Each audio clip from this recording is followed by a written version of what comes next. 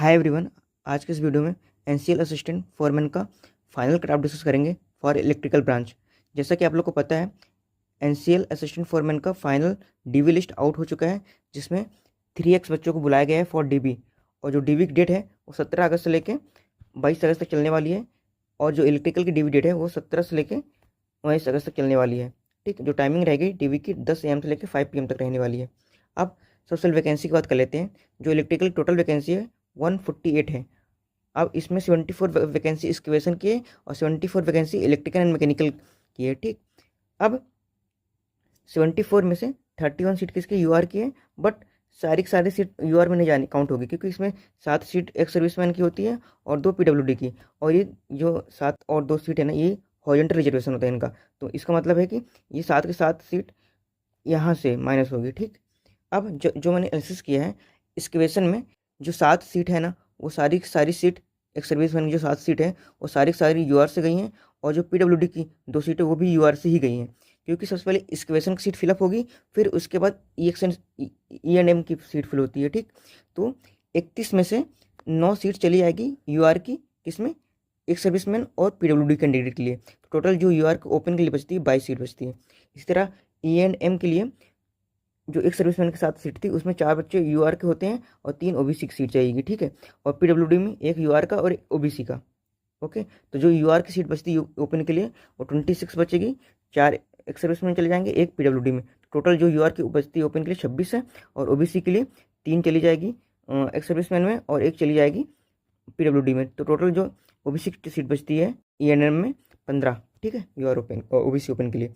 अब देखो, जो येलो कलर का है ना, ये यूआर के सीट, ये यूआर में काउंट होने वाले हैं।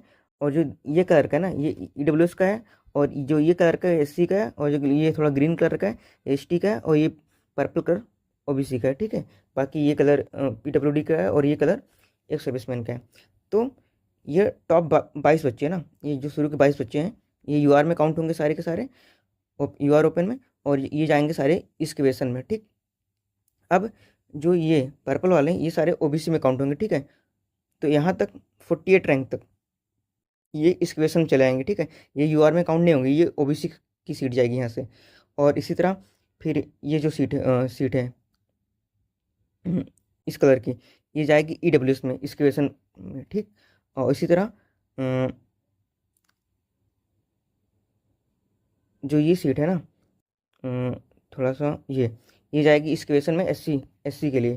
ठीक, और इसी तरह ये इस क्वेश्चन में जाएगी ये एसटी के लिए। ठीक है, यहाँ तक रैंक तक। और मैंने यहाँ नीचे नीचे सारे मेंशन कर दिए। फिर जो नेक्स्ट बचेगी ना, सपोज अब यहाँ तक मान लो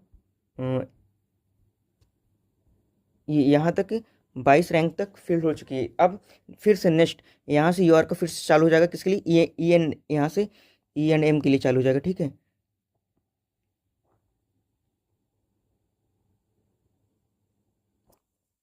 जो नेक्स्ट 26 है ना, यहाँ तक 26 तक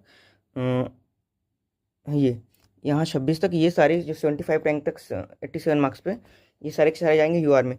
अब फिर जो नेक्स्ट ये बची है ना सीट, जस्ट लाइक कि ये देखो,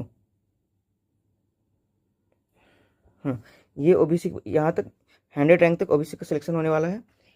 तो सारा सब कुछ मैंने एनालिसिस कर लिया। ठीक है, अब देखो, अगर मैं पीडब्ल्यूडी की बात कर लेता हूँ, इसी में सब कुछ मैंने मेंशन कर दिया है। देखो, ये यहाँ तक एसटी का जाने वाला एक्सकेवेशन का। फिर ये देखो, ये किसका है, पीडब्ल्यूडी का। ठीक है, यहाँ से चालू जाता है इनका। और ये है एक सर्विसमैन का। ठीक, जो भी जनरल से जा रहे हैं। तो ये सारा सब कुछ मैंने मेंशन कर दिया है। ठीक, तो जो ये फाइनल है, देखो इस क्वेश्चन में यूआर का 89 मार्क्स तक। ठीक है, 22 रैंक है, ये चले जाएंगे इस क्वेश्चन में। ठीक, और 87 मार्क्स तक, जो कि 75 रैंक तक। ठीक है, 75 रैंक पे जो 87 मार्क्स के बच्चे हैं वो चले जाएंगे ई एंड एम में, यूआर के बच्चे। ठीक है, अब ओबीसी के जो 88 मार्क्स तक 48 रैंक पे हैं वो जाएंगे इस क्वेश्चन में। और जो ओबीसी के 86 मार्क्स पे हैं 99, और मतलब कि देखो एक सीट ना बैकलॉग की थी, तो मतलब 100 रैंक तक चले जाएगी ओबीसी में।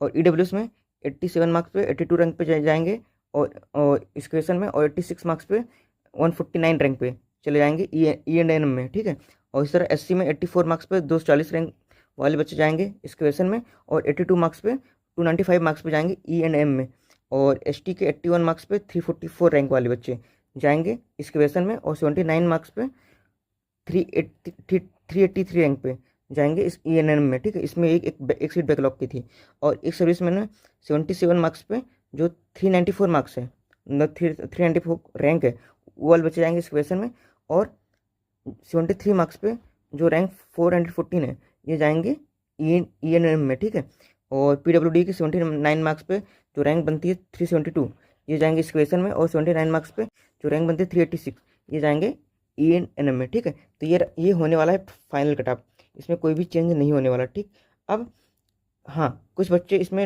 DV तो कराएंगे या फिर DV नहीं कराते हैं, तो वेटिंग लिस्ट इसमें आती है, इसमें एटलीस्ट 4 वेटिंग लिस्ट आती है। तो आप लोग बताइएगा, अगर आप वेटिंग लिस्ट के ऊपर वीडियो चाहते हैं तो मैं बताऊंगा कितने टाइम में वेटिंग लिस्ट जारी होती है, और कितने रैंक तक वेटिंग लिस्ट क्लियर हो जाती है। ठीक है, तो आप कमेंट करिएगा, मैं बता दूंगा। ठीक है, मेरे पास डाटा है। अब ये तो DV डेट हो गया। हाँ, कौन कौन से डॉक्यूमेंट ले जाने हैं DV के लिए, ये इधर मेंशन है। आप लोग बोलोगे तो मैं फिर अलग से वीडियो बना दूंगा कि DV में कौन कौन सी चीज़ें लेके जानी पड़ेगी। ठीक है, तो आप लोग कमेंट करिएगा, मैं उसके पे वीडियो बना दूंगा। हाँ, मैंने भी इसका NCL का पेपर दिया था, बट मेरा नहीं हुआ इसमें। देखो, मेरे जो मार्क्स थे ना 84 था, मैं OBC NCL से था।